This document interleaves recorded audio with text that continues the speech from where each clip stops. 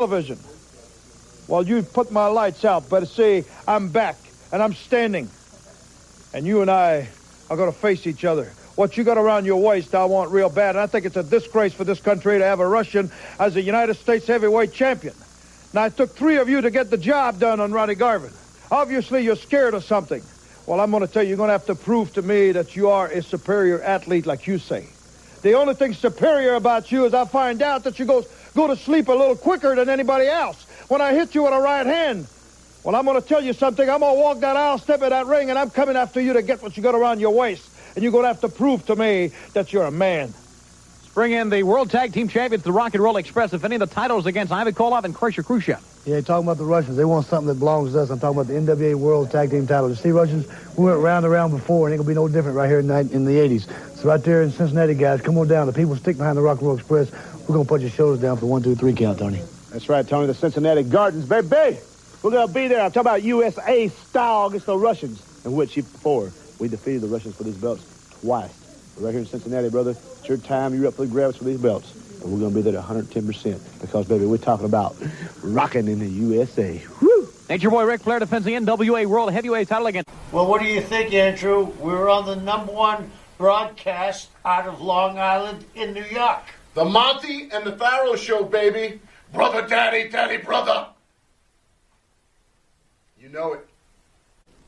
This is Gangrel, you're fanging and banging to Long Island's #1 pro wrestling podcast, Monty and the Pharaoh. We're Money Inc., and you're watching Long Island's #1 wrestling broadcast with Monty and the Pharaoh.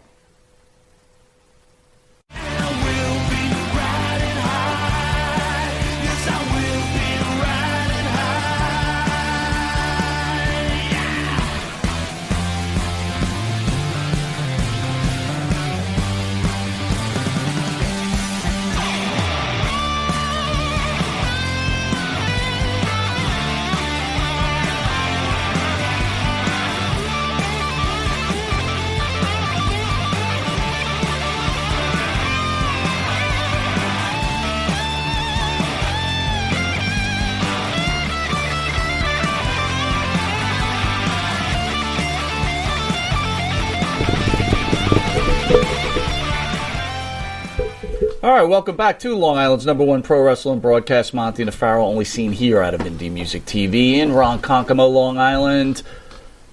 Show number 2 on a Sunday. Matt, great job on show number 1 with Ronnie Garvin. Thank you. It was a blast. Did you learn anything, youngster, about wrestling with the older icon Ronnie Garvin? Well, I gotta say, not really taking any lessons here. Oh, I guess you're not just... He's got buttons to push. Sorry. He's concentrating. If anyone didn't know, to start a show, Mr. Jimmy Farrow. Jimmy, how'd you like the Ronnie Garvin interview, buddy? I loved it. I thought it was fantastic. What a pleasant surprise. He was a great interview and a good dude. That was fantastic. So if it doesn't get any better, we've got the 9-time NWA Tag Team Champions in studio and pro wrestling icons. It just gets better and better. But before we get to them... So we got coronavirus. Yeah. No, you had coronavirus. I did. And you got rid of it. But we're talking about coronavirus in this country. Okay. Right? All right. People getting sprayed with acid in their face. What? Oh, yeah. You don't know about that? Wait a minute. Is it the good acid that I used to take in the 80s? Not the acid you used to take. The shit that burns your skin and makes you into a monster. Oh, who's doing that? What are they doing that for? I guess to burn people's faces. That's very productive. Right? That sounds awful. Go on. Derek Chauvin gets convicted. I'm saying his name right. Gets convicted Tuesday on all counts on the death of George Floyd. Yeah, we know about that. Go on. Yeah. And the breaking news in today's morning news is the cops have recovered the missing stormtrooper statue. Wait a minute. Stormtrooper? Yeah, that's like right. Star Wars? That's right. Someone stole a stormtrooper statue. But they got it back. They got it back? They recovered it? They recovered it. Thank so God. things May are the force important. be with you. Oh, thank God. Just, if anyone this is thought, news? If anyone this thought is how you start the show? If anyone thought this country wasn't jacked up, it just keeps getting worse and worse by the day. This is terrible. So, all the fans out there, you've been waiting for it. The 2 greatest broadcasters are meeting the greatest tag team, which many feel, including ourselves, of all time, sitting on the couch. But before we get to them, I'd like to thank the band who sings the theme song for Monty and the Pharaoh. Our own Jimmy Farrow, along with his partner Bart Griggs, make up this band, Wisteria Hall. It's rock and roll. It is rock and roll. There you go. Is it rock and roll? Well, I guess it's rock. I don't know how much Maybe work rolling out a we deal do. where you ask them to play your song for their upcoming events when they go out to wrestle. See, I'm smart. I'm a businessman. I'm thinking about this all the time. Yeah, I'll do the begging off screen. Oh, please. Catch your Serial Hall songs and their theme song, our theme song, Riding High, In My Dreams, This Life, Not Far Behind, Here Comes the Rain, Spotify, iTunes, and Reverb Nation. And also go to the Wisteria Hall YouTube page, hit your like and subscribe button. Thank you, thank you. If you don't know it, you're watching Long Island's #1 pro wrestling broadcast, Monty Nefaro, seen only here on YouTube, Facebook Live, hear us on iHeartRadio, Spotify, Anchor, Twitch TV, the Monty Nefaro page, channel 115 every Tuesday from 7 to 7:30, and the compressed work for you? Better than you calling it reduced. Where you'll catch the Rock and Roll Express in this condensed video. Thank you. And for early risers, Saturday at 6 a.m. to 6:30 on channel 115 and channel 20 for rockers like yourself and the Rock and Roll Express on channel 20, 2 a.m. to 2:30. We'll be right back with the 9-time NWA Tag Team Champions. The Rock and Roll Express. See you in a sec. The Monty and the Pharaoh Show is brought to you by... Because wine is your second favorite 4-letter word. California wine, New York attitude. Good fucking wine. Yeah. Jimmy, I just got the best hookup on tickets. Fill me in. I went to www.seatslinks.com and ordered the best tickets with the best prices.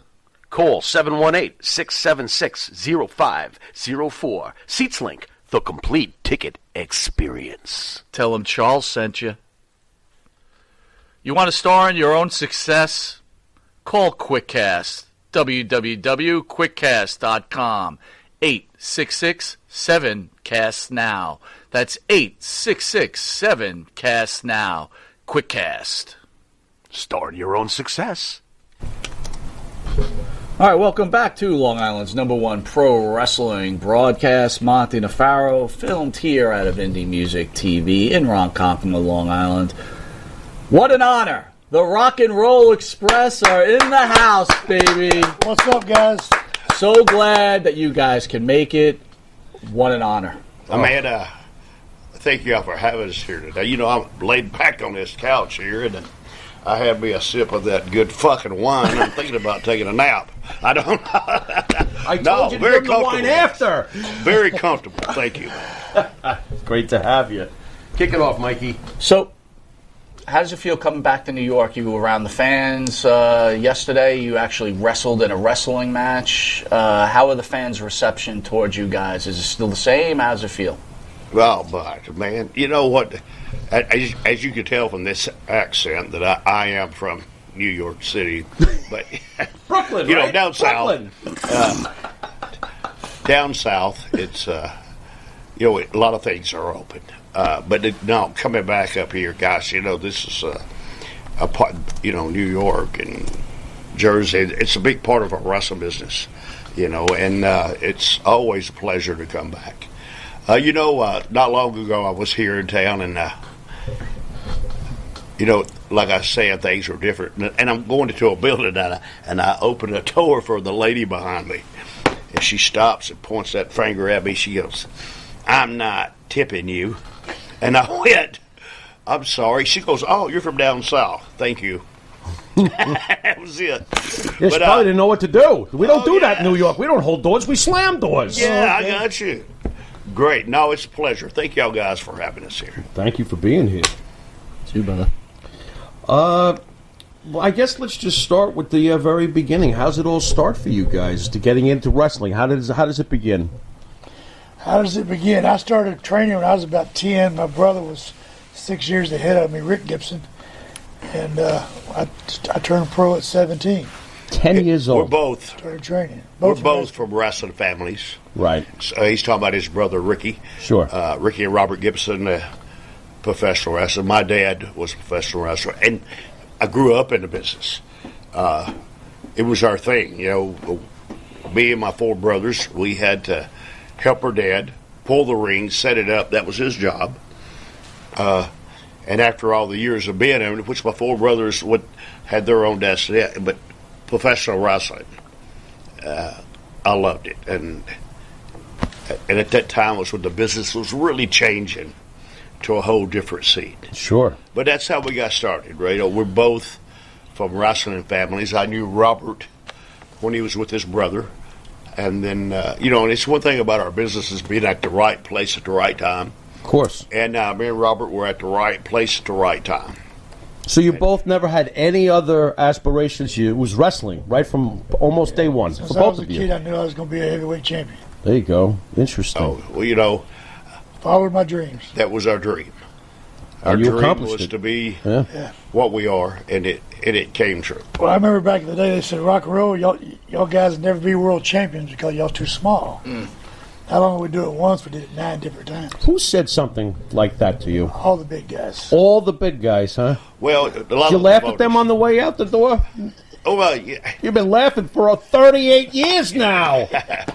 But understand, our business changed. Of course. And now it's for the good because you have your big companies nowadays. But see, the one thing that was bad about our business is when it was territory wrestling. Okay. And the reason you wouldn't make it is because either your top babyface, if you understand what I'm talking about, Sure. or your top heel on the territory. And I promise you wasn't going to get over him. And that's what was bad about our business. But what was good, you could have a good run there. Now, see, my dad always told me, going on, he says, listen to me, tag team wrestling is where you need to go. He said, because you're not going to get over the top babyface in the territory. He owns it. He's not going to let you get over him. But tag team wrestling, that you get a hell of a push, especially if you're a babyface tag team. And it worked. And I listened to my dad, and I followed. In starting in this business, he explained stuff to me. Well, I'm going to tell you this, but I'd be better off talking to that wall because you're not going to understand a damn thing I'm telling you. But it will hit you one day, and which it did. But see, like I said earlier, Robert and I were at the right place at the right time, right when this business was changing. Sure. And it went from your big guys to the smaller guys. And to tell you an example of that, y'all might have to tell me to shut up over here, but I keep talking. Oh, by all means. Robert and I, Bill Watts owned Mid-South in Louisiana. And see, Bill Watts was a big guy. He's 6'8", 6'9". I first met Bill Watts when I worked for Leroy McGurk, like 6 or 7 years before that. And he couldn't believe I was a professional wrestler. I was too small. Okay. But he didn't know me then. Right. But see, he's wanting to retire. Now listen to me. He still wanted to own the territory, but he didn't want a booker, which is a booker puts the matches together because the booker pushes himself. You see? He didn't want a booker that wrestled. So when Robert and I first go in to Louisiana, now Abdullah the Butcher was the top babyface. You know why he was the top babyface besides Junkyard Dog? It's because Bill Watts just got through beating him. They got a new heel coming in. So you got to turn Abdullah babyface so that new heel can beat Abdullah for Bill Watts. That's just how our business works. Right. But it changed. Right. They brought Robert and I in. They shot videos of us, the ones out of Memphis, and sent to her. And overnight, it's just overnight because it caught the attention of the wrestling world.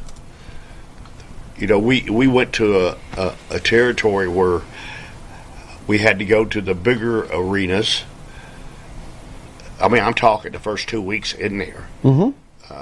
You guys got a crash course, huh? And I'm just telling people the truth about our wrestling business. But it took everybody in the territory to do this. But we broke, as soon as we got there in the first week, we broke every Elvis Presley record of attendance. There you go. Until they made the bigger buildings. And in New Orleans, I tell you how big the crowds were. We had to go to the Superdome. Right. To wrestle. Right.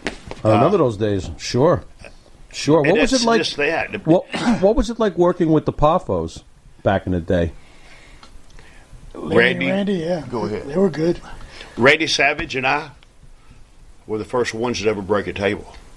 And that was a big old thick table. Randy. Back then, yeah. And I'm going to say this, too. The Memphis territory, if you look in the later 80s, and everybody that was in WWF that were big names, they all come through Memphis, Tennessee. And that's where we come through. Randy was he was phenomenal. Randy hit his psychology in the ring and everything he did. And Lanny, they're brothers, but they have two total different personalities. True. I love both of them. Mm-hmm.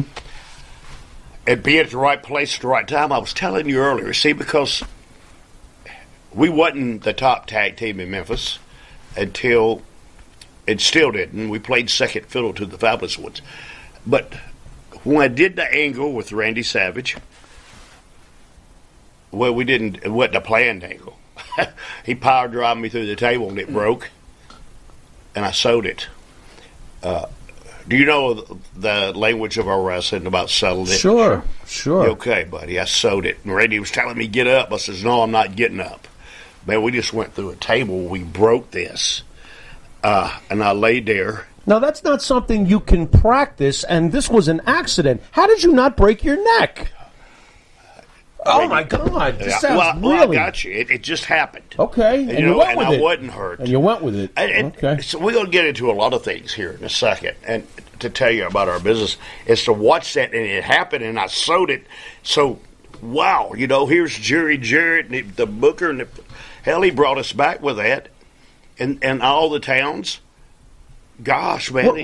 What did he say? Can you do it again? That thing you did? Can you do it again? That accident? Y'all can demonstrate it on Robert if you like to. Maybe got a table right here. Yeah, go to the table. But, I have a really important question. It's kind of towards Robert. Lanny's been in the studio a couple of times, and Lanny's known to have a big penis. Oh, my God. Was your penis bigger than Lanny's? I don't know. I've never seen his. What's that now? What kind of... What did you ask him? He asked him if he's got a larger member than Lanny. Who has a bigger penis? I have this question asked me all the time. Right. Okay. Ricky Morton, what's the difference between you and Robert? Well, that's easy. I walk up and put it in, he puts it in and walks up. Does that... God. Holy tooth steak. No, but Hey, Robert... guys ask me, they say, how come Robert walks around the dressing room naked? I said, dude, if I had a dick like that, I'd wrestle naked. But again, we've had Virgil in here, we've had Lanny, and now we have Robert. Who's got the bigger penis? Why is Does Lanny have a bigger member than Robert? Ronnie? He said Lanny Poffo. Lanny Poffo. Does Lanny Poffo have a bigger penis than Robert? This is... Really? Maybe he hasn't looked either. I don't remember. You know why? Oh, my God, now you're swearing it off. No, but seriously. The heels, in our days, we kayfabed. We never dressed with the heels of the baby face. Right. We never rehearsed our matches. Right. Right. It all happened in the ring. Right. So it's possible they might know about Jake's snake, but maybe not so much the other situation. Who's Snake? Jake's snake. I know Jake real good. Yeah, not a snake, though. So you guys mentioned you got into the industry, you were smaller guys. At what point does someone decide, hey, these guys are for real, I can make money with them, I don't care what size they are? Well, back in the day, Eddie Graham, they had a big show in Memphis where all the promoters, all the territories came to Memphis, and they were looking for new talent. And they were coming to look at the Fabs and all these other teams. But Eddie Graham was more or less head of the NWA. He told all them other promoters, he said, I don't know what y'all looking at. He said, with that team right there, the Rock and Roll Express, they came to get over. Them guys are going to be great, and they're going to be around for a long time. And what happened there, that's when Vince McMahon started going out all over the world in the territories. So Eddie Graham, Vern Gagne, Jimmy Crockett, Bill Watts, Barnett, and every territory. Kansas City, they all come to Memphis to do a big show, to do a big tape, to go against Vince with, and all this bullshit. But in Memphis on that Monday night, Robert and I have already gave our notice. We had a loser leave town on that Monday night against the Galaxy, but on that Tuesday night one had the big show there. And we wrestled the same two guys, and God, we tore the house down with them. And what Robert's saying, they had a big meeting, and Jerry wanted to push the Fabulous Ones. Everybody wanted to push their top boys that was in the territory, and that's when Eddie Graham stood up, and he said, "I don't know what y'all talking about, guys." He said, "But I watched the matches." He said, "That one kid right there sewed for 20 minutes and never buried his partner. He gave his partner a hot tag. The whole roof come off the building." He says, "I don't know what y'all thinking, but them two boys right there are money." And we was going to Bill Watts' territory. Mm-hmm. And Bill Watts was glad about it. I bet he was. And that's what we did. I bet he was. It's hard to be in a territory when you're playing second fiddle to another tag team. Right. We live in a cutthroat business. Absolutely. Really hard. But it just worked out so good. I got to ask you guys, Hulk Hogan always gets a lot of heat behind the scenes for being protective of his own image and not putting other people over and all this stuff. But it sounds to me like Dusty Rhodes was much worse when it came to selling to himself and protecting himself and not putting other people over. In my opinion, that takes money out of those people's pockets. So who's worse, Hulk Hogan, who gets all the hate, or Dusty Rhodes, who's beloved and seems to sound like a real... I'm sorry, Dusty, he's not with us anymore, but I wonder. Listen to me, bud. Sure. Fire away. To me, Dusty Rhodes was the greatest mind ever in this business, and I'm telling you. Okay. Now, when you're a booker, you have things that you want to do in your head. And then you look around at your talent, and you're thinking, who can do this exactly the way he wanted it? Mm-hmm. Now, what was good about us, and Dusty told me this several times, when Dusty explained something to us, we didn't have to say, do what? Mm-hmm. Understanding the angle, and that's what makes a good work. See, a good worker in our business can work with anybody. You see what I'm saying? Yes. And is to tell that story the way he's got it in his mind, and that's what sells out.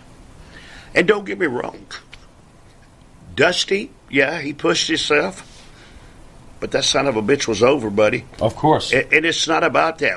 When you're a booker or a territory, if you don't bring the territory up where it makes money, mm-hmm. well, you're going to lose your damn job. Right. And then you're going to lose your reputation for being a booker. Dusty was good. Sure. And don't get me wrong. Sure. Dusty had his things, but Dusty had a reason to do that. Don't get me wrong. I didn't go eat at Dusty's house supper every night. Mm-hmm. You understand me? Yes. But I knew business. Right. When he was in Florida, he pushed himself because he knew what he wanted, and I guarantee you the shows sold out every week. Sure. So if I wanted to make this guy right here do this, but I promise you, he's not going to do it the way that you're thinking, that knows how to sell that building out. It's going to be half full. Mm-hmm. Do you see what I'm saying? Yeah, sure. Go ahead. So I was going to ask you. So you mentioned Rhodes as being a great, great booker. How does he compare to Bill Watts? I never worked for Bill Watts when he's a booker. Bill Superstar Dundee was the booker when Robert and I went there. Mm-hmm. But you did work for Watts as a myself to Bill Watts. Yeah, Bill Watts was a good booker, but Bill Watts pushed himself too. Mm-hmm. And he worked with big guys. Mm-hmm. So let me tell this to you now. When Robert and I went to Mid-South with Bill Dundee, the booker. Now, Bill Watts owned the territory 10 years before that. If you ever read his book, he made more money in that 1 year than he did the whole 10 years that he owned Louisiana. Does that answer your question? There you go. Okay. There you go. I'm not here to listen. I'm one of the boys. I love everybody. Sure. I'm not here to knock you, but I'm here to tell the truth. You was talking something about Hulk Hogan a while ago. You know, Hulk Hogan was the greatest worker in the world, and Hulk Hogan didn't do this because you're in a position. But he was Hulk was smart, dude. One thing that he did, and this is what the guys out there today don't understand. When you're big like Hogan and you're the top baby face in the world, when he stepped in a ring with his opponents, he made them look like they could kill him. Yep. And then he beat them at the end. Right. Then that's what got Hulk Hogan over. See, Hulk Hogan did something that I did. He sewed. Sure. And then nowadays in our business, watch TV. You don't. I don't think they even have a baby face or heel no more, do they? I don't think they have that it's no a more. big gray area. Yeah. Okay. Yep. Now, the guys, today, if you're It's off. choreographed today. Today, if you're off, and I'm here on TV, and I might as well plug it, I have a School of Morton. It comes live on YouTube every Sunday at 5:05. Go to School of Morton on YouTube and watch it. My TV show is based off old school. I get the heat on my heels, and I have my baby faces, and get a chance and watch it. Sure. It really blind, and I do so good at it. It's because I don't say old school and new school. I'm just saying the right damn way. and that's what we do. We done it the right damn way. And it is the right damn way. And it works. The Robert, you greatest. talk too much. The old way still works. Hey, Robert talks too much. Yeah. Rob, take it easy over there, will you? Yes, sir. The greatest, in my opinion, the greatest, and Mike and I used to debate back in the day. We were raised on the magazine days before the internet. We were able to stay in touch with what was going on with the Rock and Roll Express back in those days, before the internet with the pro wrestling magazines. And I've always felt this way. The greatest tag team rivalry in the history of this business, in my opinion, was, and I didn't even get to say it because we didn't have TV for it half the time. The Rock and Roll Express versus the Midnight Express. Wow, what a rivalry. But I got to ask you, while I have you here, what was your favorite version of the Midnight Express to work with? Since there was more than, Well, they're all good. Dennis and Bobby were great. Bobby and Dennis. Then you got Stan and Bobby. Did you have a preference? Was there more magic or chemistry with a certain combination of the Midnight Express? I think Dennis was the general of the Midnight, and Bobby was Bobby was great. But seeing what made our angle last so long, okay? That guy with the racket, that guy with the tennis racket didn't hurt yes, either. but with Jimmy Cornette, and I'm going to say this. I'm going to say this, and I don't care what people think. I mean, you have everything. But Robert and I, at that time, were the best true baby-face team there was. Now, it's a lot to say, not tag team, but the best baby-face tag team. Mm-hmm. The Midnight Express was the best heel team in the world because of the great workers. But when Robert and I did our angle with Dennis, and did like Robert said, Dennis was the general. He controlled everything. Matter of fact, he taught us all how to work, really. I mean, we knew how to work, but how to draw that money to put it in there. Conjury. Yes. Nice. But he made everything right because telling him stories to get it right, and that's where Bobby Eaton run. Bobby Eaton become one of the best workers in the business. But he learned a lot from Dennis. But you see, after you have a long feud like that, and then Dennis leaves, and here you bring Stan Lane in. Now, Stan Lane, I was saying this at that time, he was a good-looking man that knew how to play that part, that every guy out there that he was better than you. See what it did? It re-sparked the thing with the Rock and Roll Express and the Midnight Express. It re-sparked everything. So now here we are. We're ready for another home run.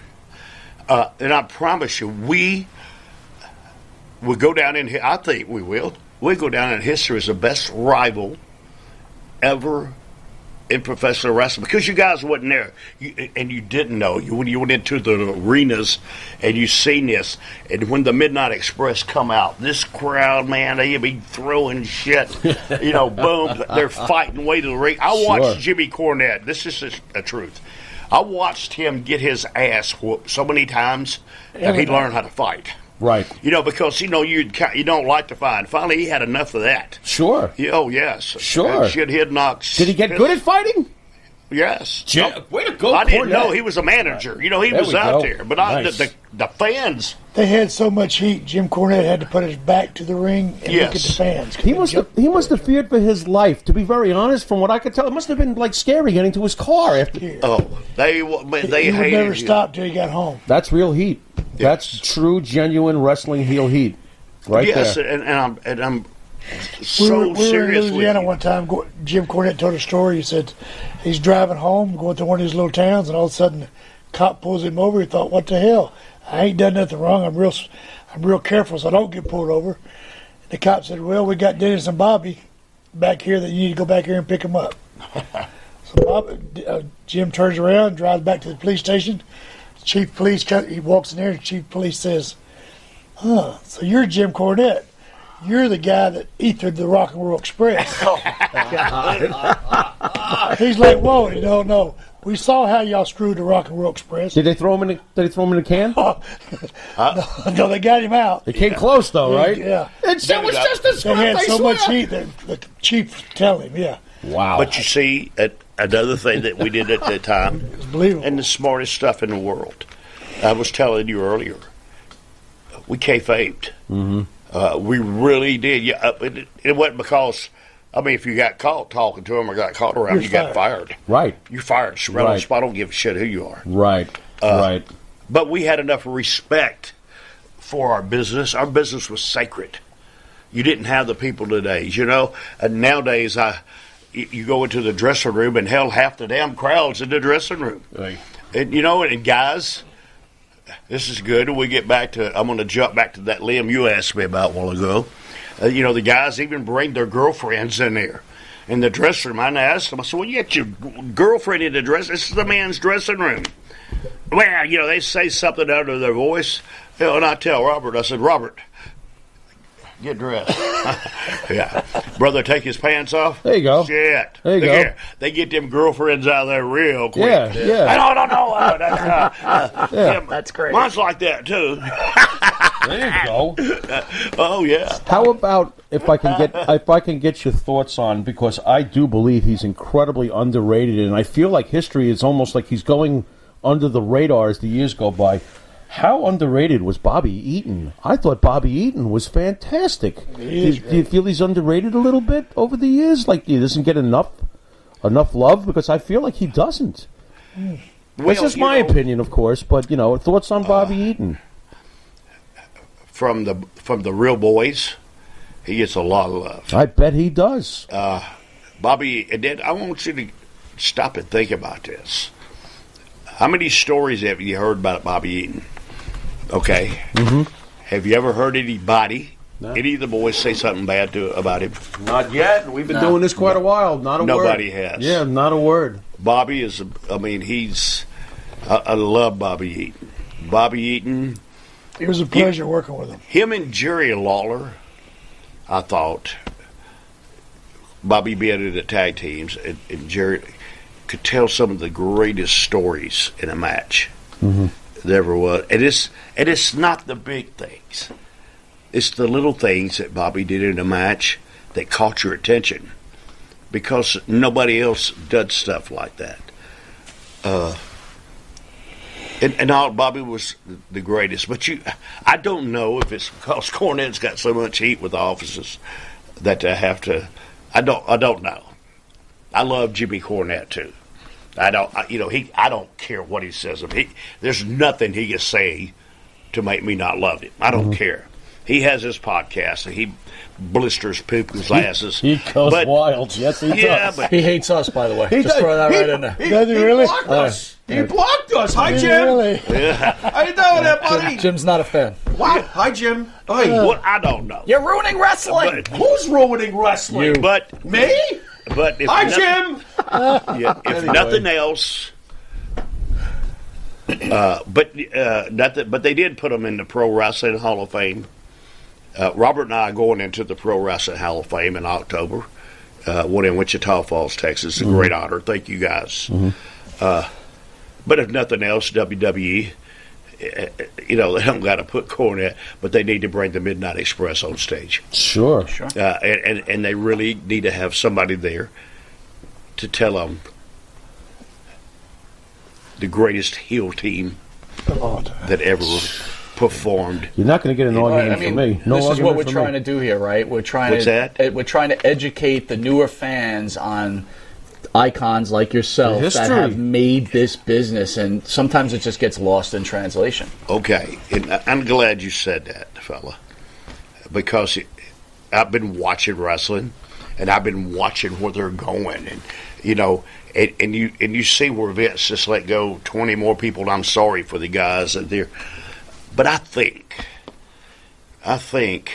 they're going to have to re-educate our fans all over again, because now if you watch TV, and I'm sorry to say this, I'm not knocking the guys, but holy shit, they all dress alike. They all got the ripped bodies, which that's cool. I mean, because you are professional wrestlers and you look good, but you still got to have your other ones. You still got to have the guys with the gimmicks, and you still got to learn how to get heat to make this pay-per-view next week something to watch. And the damn first thing they need to do is don't let the people know what the finishes are. God damn, they already know everything before they go there. How about make it a little more realistic? Huh? How about make it more realistic? Yeah, bring back some realism. Okay. I want to feel like I'm watching a fight with a purpose. Thank you for saying that. Please. Yeah. In my time, when I was in my prime, and I took pride in this, okay? My deal was to give Robert a hot tag. He could do the best comeback in the world. You understand me? Yeah, you'd get annihilated. But listen to me. If I can make the guy on the front row really believe what's happened to me is happening. Now I'm talking about, if you shoot me out of a fucking cannon, I'm not going to kick out on one. Do you understand what I'm saying? Today's fan doesn't, but I do. See, now I'm thinking about him. Now, just think when I'm wrestling, and Arn Anderson keeps asking me, and my nickname's Punky. Arn Anderson will be asking me, Punky, you okay? Are you hurt? Now, even the guy I'm wrestling thinks I'm hurt. So what the hell you think that guy way up in that saying? What the hell you think that guy on TV saying? All right? Oh, yeah. And in our business, it's not about putting over or losing a match. It's a business. You got to have a good guy and a bad guy. Huh? To draw money, you got to have a good guy and a bad guy. Yes, but Absolutely. see, drawing money as a baby face, I don't want to win. You see, because if I win, what am I going to do next week? It's the chase. You understand? The chase. Well, the fans People want- pay to see me win. They don't pay to see me lose when you're a champion. Right. And if the heel screws you every week or every month or whatever you do, that's what puts asses back in the seats. Yeah. And it's hard. But see, I'm glad you said that, because it's going to come a time when they're going to need people like that. And finally, I might get a damn job with a big company in the back. There you go. Because I know that. And I know how to explain it to the guys. I know what they're doing. Even on the independent circuit, the guy asked me, hey, would you watch my match? I say, sure. And I go out and watch it. And he comes back and I said, did you watch the match before you? He goes, no. I said, well, you did the same damn thing. It's just a repeat of everything. And it's like Robert and I nowadays, when we go on these independent shows, I was talking to Eric about this earlier. I like to go on before intermission, because most of them are 27 matches. People sit there and see the same shit over and over and over. And nobody knows how to work the crowd. Nobody has to do this right here. And if we're on 27th, And I'm not, but they already got our autograph and they're gone. They're already drained. Because it's 2 o'clock in the damn morning. Nobody gives a shit no more. Right. But if you keep the people interested in the card, see, this is what was good in the old days. You had your opening matches that built up, right? And then your semi-main event was an angle. But then again, it was an exclusive club too. Now everybody and their brother can be a wrestler. I mean, shit. At my age, I can go pay $250. I want to be a wrestler. It feels like that. Oh yes, I got you. Yeah, it feels like that. Everybody's a wrestler. Everybody comes up to you, and see, this is what kills me too. They give you the wrestling handshake. It's what they think it's a wrestling handshake. Right. They don't have a clue what that even means. And I do. Did you have someone try to give you the wrestling? Hey, what's up, bro? Yeah, like what was that? You know, I'm going, what the fuck? Man, what are you doing? But they don't understand. Yeah. See, that's the main thing about the guys today. If you're going to break them into the business, see, I don't teach a headlock at my wrestling school. I got somebody else to do that. I teach you how to understand our business. And then and that's the same thing I was telling my daddy. What I'm explaining to you right now, I'll be better off talking at wall because you ain't going to have a clue what I'm talking about until later on and it hit you. It will hit you like a brick. And it will. And see, that's what I try. You're like, damn, that's what Daddy was talking about. Yes. And that's what I try to teach my people at my wrestling school. What's a greater battle, teaching the physical or teaching the psychological? It sounds like teaching the psychological. You learn that by experiencing over and over and over. That's finally when it comes to you. Interesting. You know, the physical part these days, that's some bullshit. You know. It's gymnastics for the most part. Let me ask you this. Does it get you mad? Now, I'm pointing out AEW, for example. But a guy like Orange Cassidy comes out and makes a joke of the business, kicking you in the shin, has his hands in his pockets. As a professional and a Hall of Famer like yourself, aren't you angry over this? No. I'm no. But is it because being over is over? Or? No. But one thing about getting old in the business, you got to go with the flow. Understood. Actually, Orange Cassidy's a hell of a worker. Right, I understand that. We're in entertainment business, and Vince done told everybody that. Mm-hmm. I'm not here to insult anybody's intelligence. I'm not here to do stuff like that. You know, everything's a hard road, but see, as Orange Cassidy being a regular wrestler, where do you go? But when Orange Cassidy stuck his hands in his pockets, he went to the top, bro. Yeah, is that gimmick sustainable though? No, it's not. What's that? It's not a sustainable gimmick. You can't sustain that gimmick. Yeah, okay. Oh, and back then it wouldn't have worked. But I was just saying. Your buddy Cornette absolutely loves Orange Cassidy. Boy, he kills him. If you had great workers this time, Jim Cornette. Because I understand, I love to work with him because I understand his gimmick. Sure, understood. But see, a lot of the guys he works don't understand his gimmick. Mm-hmm. Mm-hmm. That's the whole point of our business that I like to teach people. To me, we have, everybody, your opinion is like your ass. Everybody's got one. But it's good. I like it. Honestly, it's a very original thing he came up with, obviously. Okay, who on earth is doing that? You got to give him that. At least he's different. Absolutely. And at least he don't look like everybody else. That's very true. And that's what I'm trying to make a point of. Right. But Mike thinks he was changing his towels at the swim club. That's what he thinks of when he looks at Orange Cassidy. He doesn't see any image when he looks at Orange Cassidy. He just looks like another guy, Somebody you could take, huh? Somebody you could take. Exactly. That's what he's getting at. You don't want the wrestler that you're looking at going, I can kick that guy's ass. I don't think that ever, by the way. I mean, seriously. He thinks that. But I got to say this for him. It's a lot of balls diving out of that rope with no hands. Yeah. It's a lot of balls coming off that top rope. Go to Circus Olay then. Circus Olay! Go to the circus. But look at the wrestler today.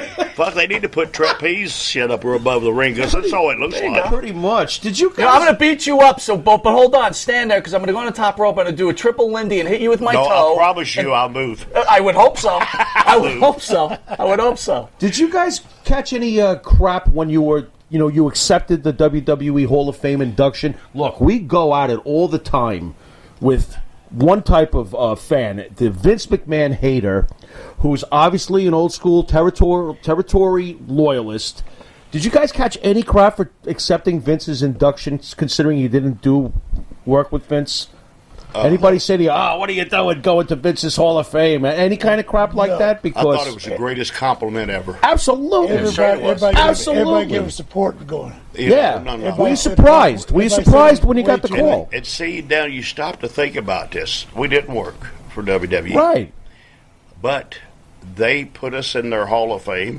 What are they trying to sell the people out there? It's one of the greats. That in our time, Robert and I were the greatest babyface tag team ever. Absolutely. And it's worked. No, let me tell you guys something. Now at the Performance Center, where they have their trainings, what do you think they do there? And because it's a lot more than just going there, getting in a ring. They have classes where they show tapes. What tapes do you think they say? Vince McMahon says, "All right, watch Ricky Morton and Robert Gibson here."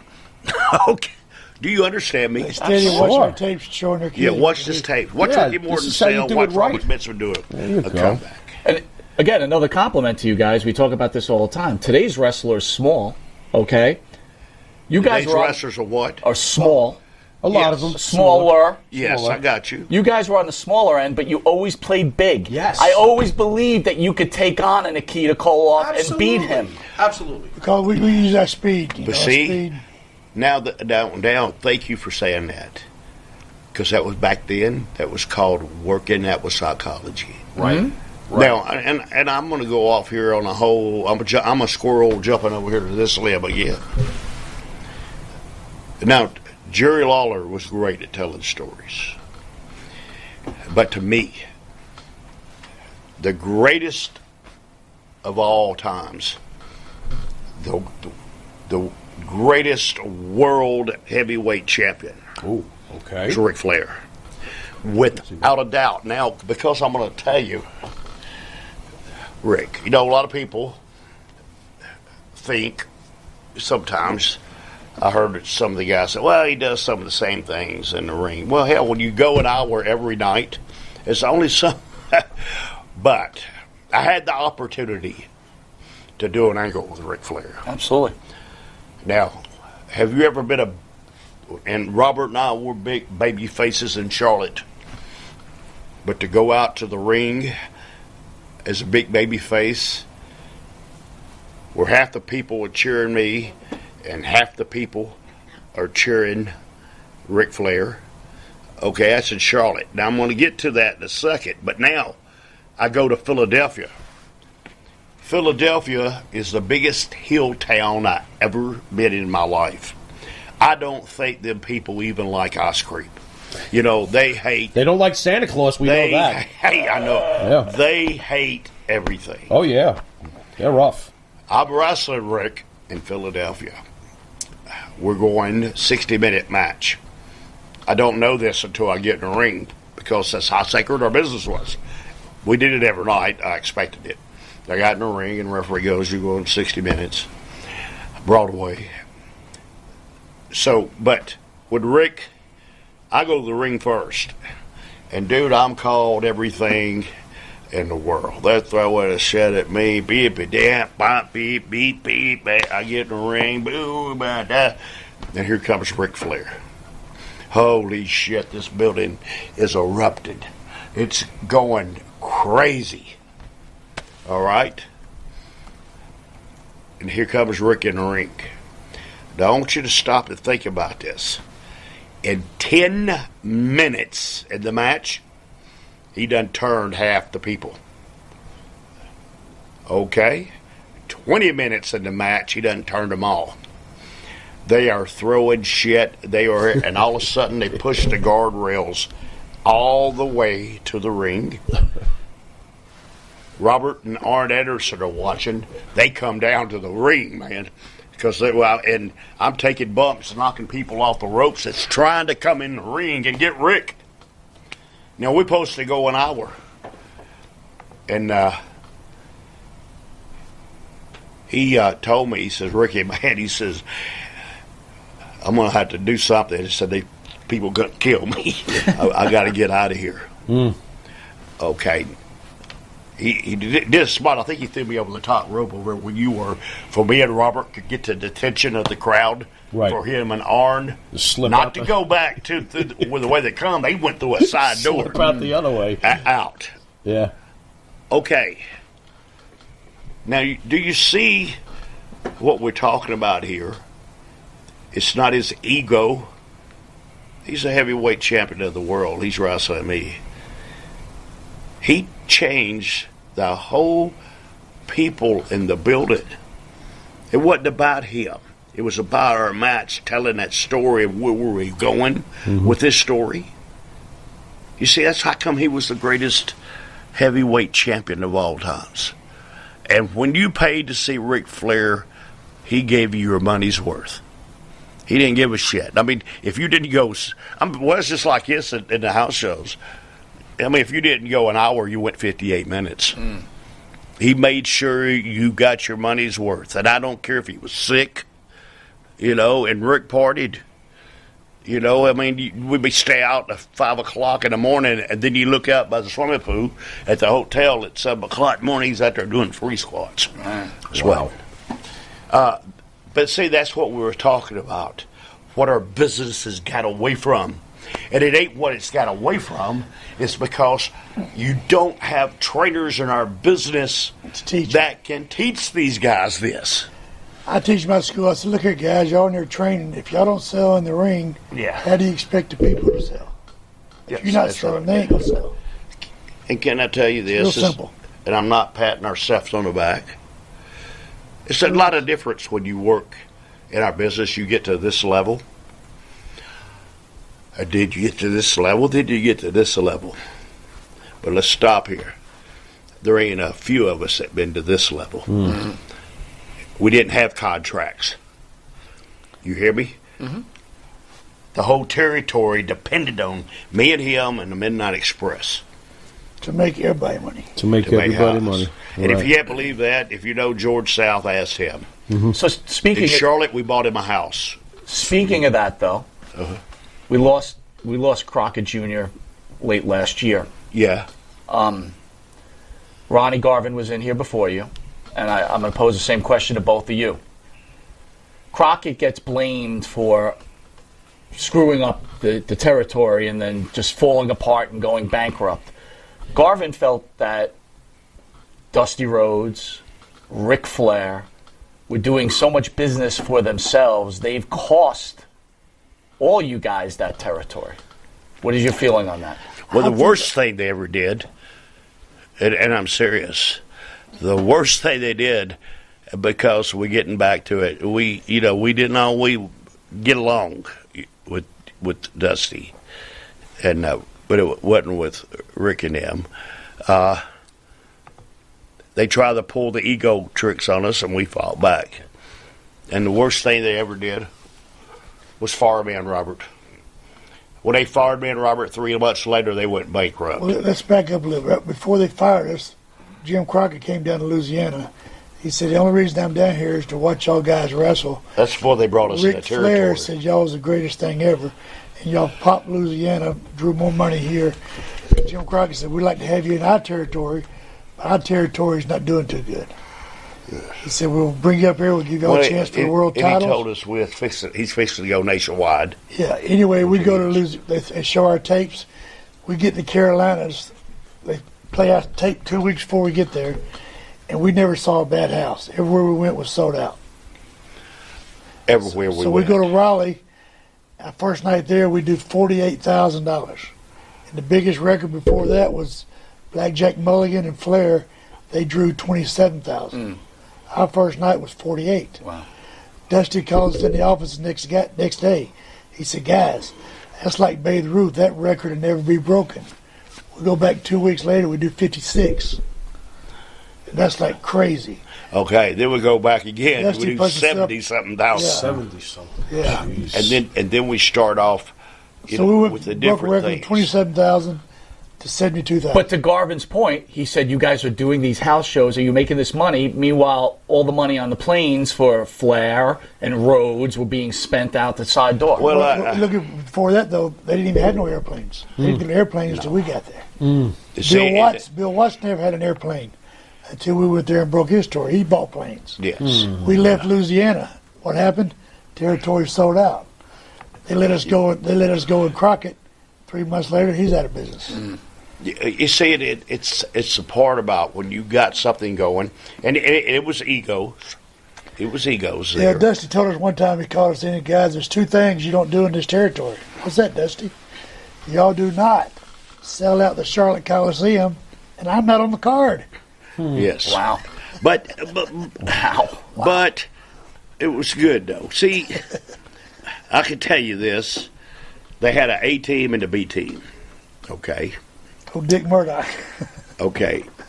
Now, the B team was Robert and I, because we were over so much that our underneath card was nobody. Okay, the A team was the big boys, Magnum, TA, Dusty, Flair, all them guys. They'll be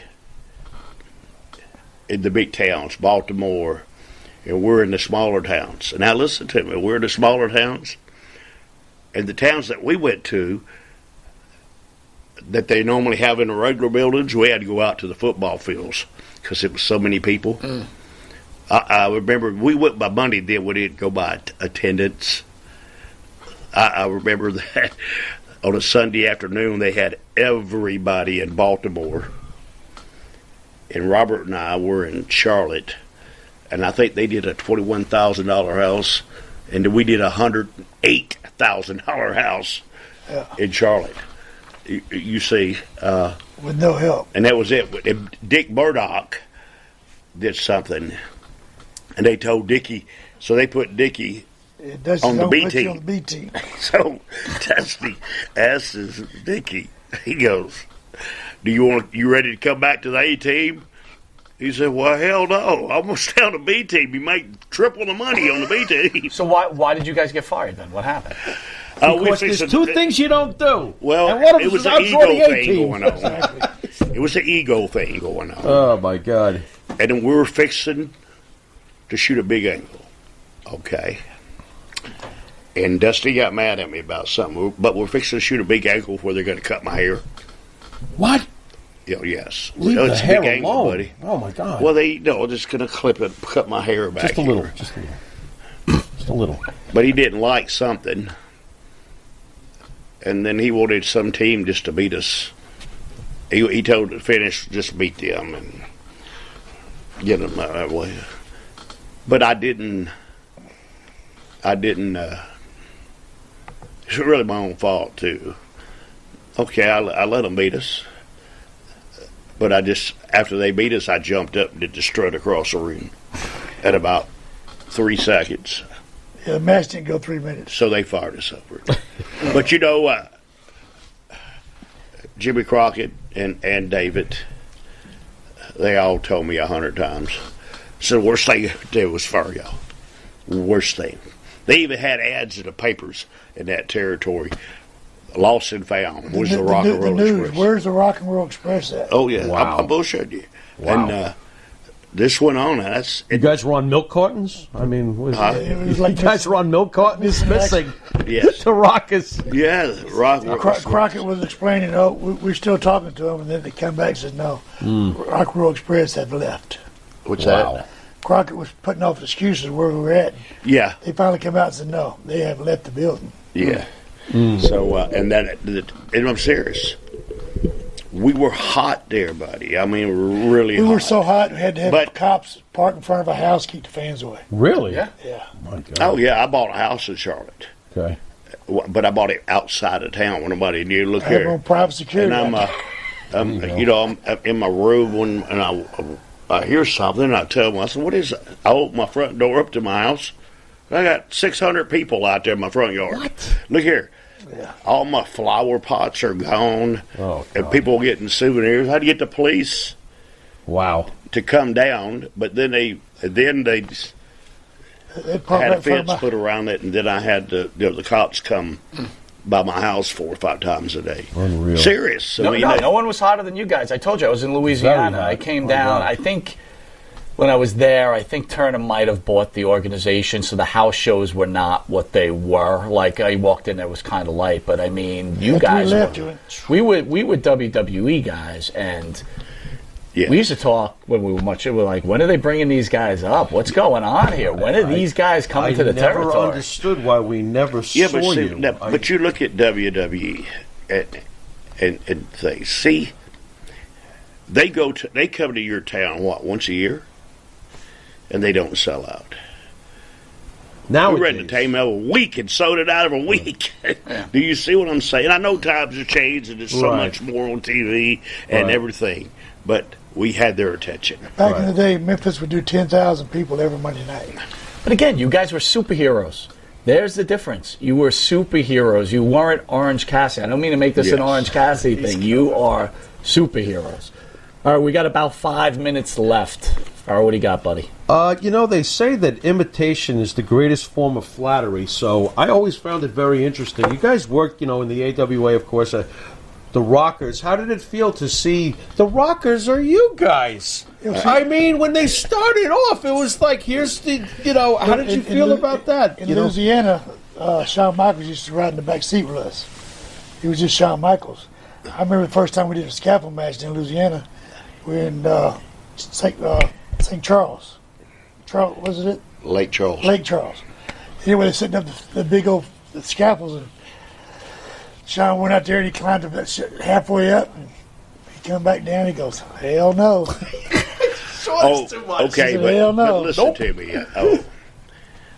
That's hilarious. Sean's like, when they became the Midnight Rockers, right? It was a compliment to me. Sure. Shawn is a friend of mine. Sure. He's a friend of Robert's. You hear me? Marty was a friend of ours. Sure. I really... And don't I remember coming in there. I don't know what happened to Marty. Marty I know he punched me in the face when he was in studio. He did punch him in the face. That's a whole other story. That's a whole other story. The floor was a lot of fun. I just don't know. I had my bad times in my life, where I went through a... Mm-hmm. I'm not lying to you. Sure. I did cocaine. I'm not lying to you.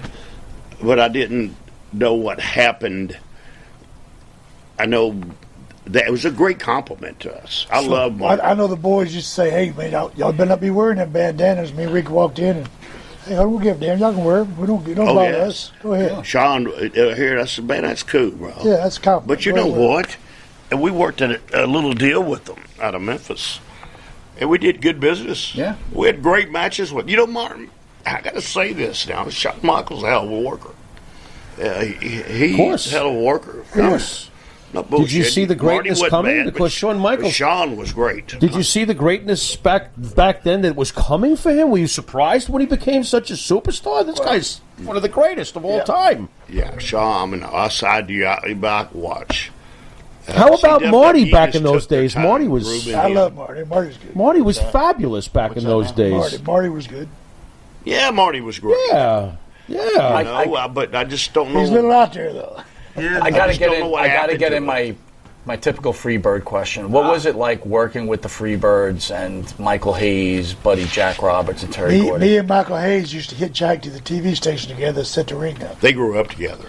Really? You grew up with Michael Hayes? I gave Michael Hayes his first Did you guys job. have measuring contests and stuff like that? Because you're legendary. I'm assuming Michael Hayes has been around the block, I gave Michael Hayes his first job setting the ring up. Yes. Wow. Really? I was the head of the ring crew. Michael, really?